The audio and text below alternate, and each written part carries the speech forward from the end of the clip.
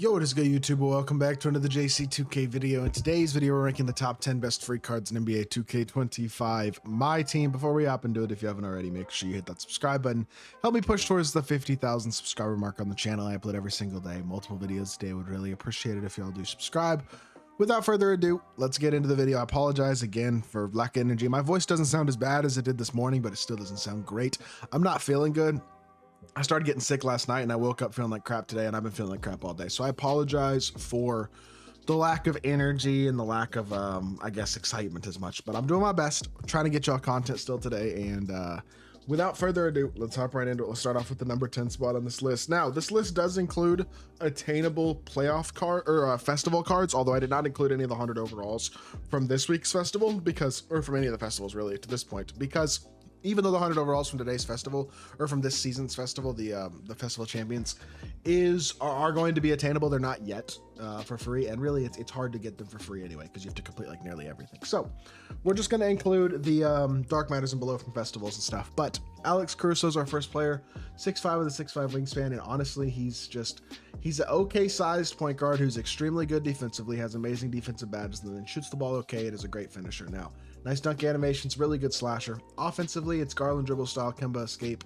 Not a great sizer behind the back, nor with normal fade does he have the best fade, but his jumper's all right. Kemba escape and Garland dribble style are nice, and he does provide high level defense. He is a solid, very usable card still, and I think number 10 is a fair spot for him. Number 9 is going to be J-Dub, Jalen Williams from the playoff challenges. The honest truth is this card's biggest weakness is that he's a 6'5" shooting guard. He's just undersized. Stat and badge wise, obviously he's 100 overall. He's basically perfect, and the release is solid. Pro 2 fade, Garland, Francis Curry is pretty darn good movement there. Problem is, he's 6'5". He's just undersized at his position, and like pretty significantly undersized at this point in the year. You're rarely going to run into shooting guards shorter than about 6'7", 6'8" at this point. J-Dub at 6'5" does provide some deficiency size-wise there. I wouldn't say his jumper is like insanely elite either, so to me it feels fair having him towards the bottom of this list. 100 overall, Tim Duncan, obviously the free version, the non-Pro Pass version from Season 6, because that one wouldn't technically be free, comes in at number 8, 6'11" with a 7'3" wingspan. Stats and badges are the exact same as the Pro Pass version. The reason in the area in which they differ is that jump shot, which obviously is Tim Duncan base instead of KPJ base. Also, instead of Pro Fade has basic fade, Pro 2 fade I should say has basic fade, and instead of Garland dribble style, Kemba escape, Trey behind the back, he's got Russ and just like a bunch of bad sigs besides that. So unfortunately this card doesn't provide the movement nor the jump shot of his other 100 overall, but he is still 100 overall power forward with a decent jumper and provides value on the court still. So to me, I have him at the number 8 spot.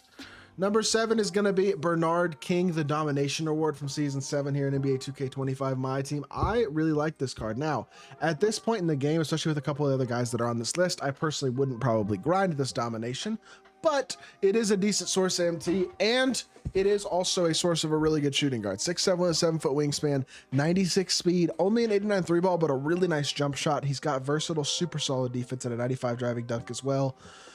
Honestly, jumper is spectacular. That's probably my favorite part about him, is that he's got a really good shot, and then Curry escape is nice as well. I wish he had a better dribble style, but size is there. Jumper is spectacular with the Curry escape. I do think that's enough to put him above 3 cards that I'm just not the hugest fan of in Tim Duncan, Jalen Williams, and Alex Caruso. I like Bernard King. I think he's fun to use, and I think he's pretty good.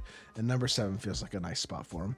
Moving on to number 6, feels like we do take a bit of a step up here in terms of overall competitive viability of the card, with Willis Reed being number 6. Willis's biggest flaw is that he's 6'10". Honestly, besides that, he's a pretty good card. His sigs aren't great, but they don't really need to be a power forward. Now he has D-Book dribble style, Kobe escape. Like, the sigs are not impressive. The jumper is very good though, as is Pro 2 fade. The thing about this card is his stats, badges, jump shot, and fade are all exceptional. He just doesn't quite have the sigs or the size. But he is still a very solid power forward option. I would absolutely take him over the non-Pro Pass Tim Duncan, which is why I have him a couple spots higher. And I think he's a very solid card, despite the flaws that he does have, which obviously that number 1 flaw is lack of size. And really, size is the reason that the guy who's a number 5 is even on this list, Donovan Clingan. Stat and badge wise, he doesn't jump out at you at all. He's the only non-100 overall or dark matter card on this entire list.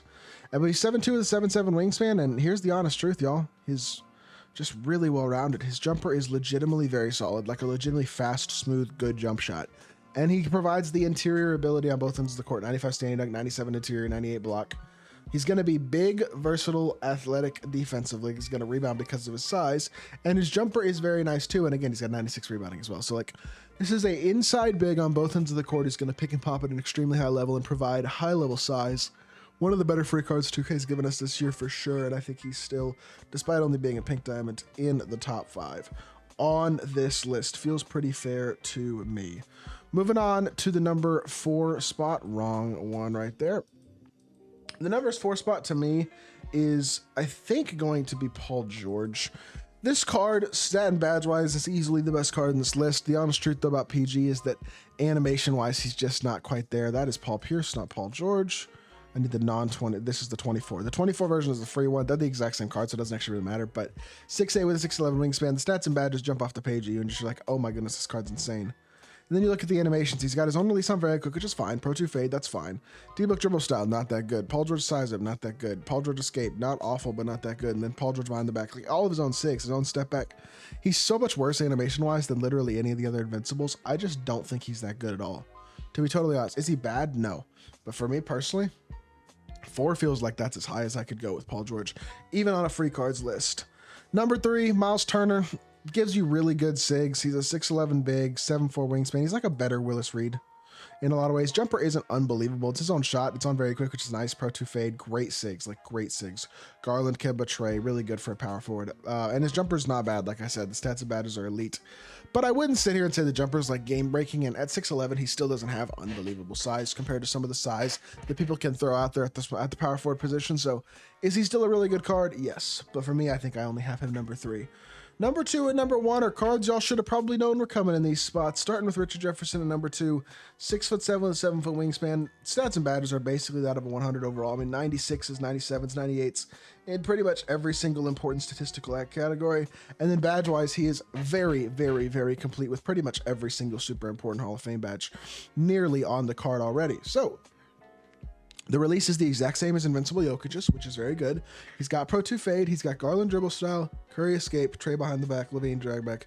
The only flaw movement-wise is that KD's size up is not as good as the other, like a Francis size up or even a De'Aaron Fox size up, but he moves extremely well. He's got an extremely high level release. He's a very good fade. He's super complete stat and badge-wise, and he's also got nasty dunk animations to boot. Elite card, and I would say pretty much a must-have. The only reason he's not a must-have free card is because the best free card on this list is literally a better Richard Jefferson in Cedric Maxwell, who's an inch taller than him at the shooting guard position, 6'8" with a 7-foot wingspan, 96 speed, 93, 95 driving dunk, defensively extremely elite, just like RJ. Very, very complete stat and badge-wise. The thing that he's got over RJ is his jumper's elite too. He's got Pro 2 fade too, but he's got Garland, Francis, Kemba, Trey, and Levine. He's got even better movement with that Francis size up. He's like a 1 inch taller, better defensively, and better shot creating Richard Jefferson. They're very similar cards. They're both extremely elite, but I think Cedric Maxwell is a bit better. Either way, me personally, I think they're the 2 best shooting guards in the game, or 2 best free cards in the game, and 2 of the better shooting guards in my team, period. 2 of the best dark matters in the game as well. So absolute must-have cards for sure if you need to fill that shooting guard position. I've been talking about them all week, and for very good reason. And yeah, this is my list of the top 10 best free cards in NBA 2K25, my team right now. Let me know what y'all think, and if you did enjoy the video, make sure you hit that like button, leave a comment, and subscribe. I'll be back with more 2K content very, very soon. I appreciate y'all. Peace.